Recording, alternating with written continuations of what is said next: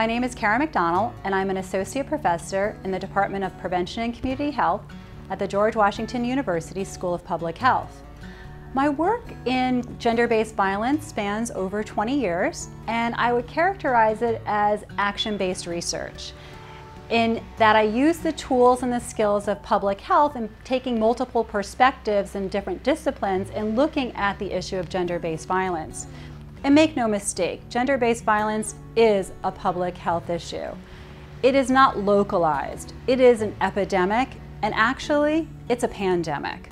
It affects many people, men, women, girls, boys, communities worldwide. And it is well documented the health effects that gender-based violence can have. And our current thinking on gender-based violence needs work. We tend to take an individual perspective and to make people shameful and it being their responsibility to make change. And this has to change. So looking at putting the worlds of public health and gender-based violence together brings me to the project I want to share with you today. And that is Project Voices, which is a community academic partnership that looks at gender-based violence among immigrant Latinos in Washington, D.C. And immigrant Latinos make up the fastest growing segment of our population, yet have not been given the public health attention that they deserve. So in putting together this community academic partnership, right from the start, we put in a grant that made sure that each partner had half of the funds, and that we train community members in research, how to conduct interviews, how to recruit, how to ask questions about gender-based violence. So they also had the capacity to do more projects after this one was done. So in our first phase of our project, we talked one-on-one with members of the community, men, women, boys, and girls, about gender-based violence. What does it mean? Their perspectives.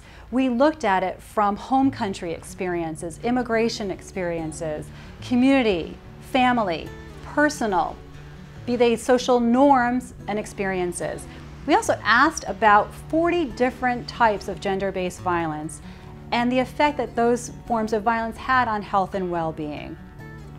From these interviews, we created a survey that we then wanted to gain a more broader community perception of gender-based violence and the actions that we could take to prevent it. So we developed a survey that we gave to 600 community members, but this was a little different in how we implemented it. We actually did a computer-based survey where people looked at a screen and only they could see what was on that screen.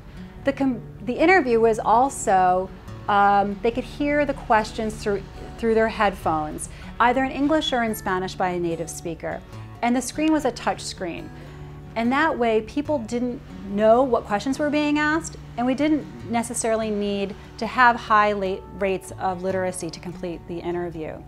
And what we found from all of these stories that we collected is that there is a lot of stress in this community. There's a gender-based violence that is occurring among men and women, boys and girls, that people just don't talk about. But after this project, what we're noticing is that there is a dialogue. People are talking about it.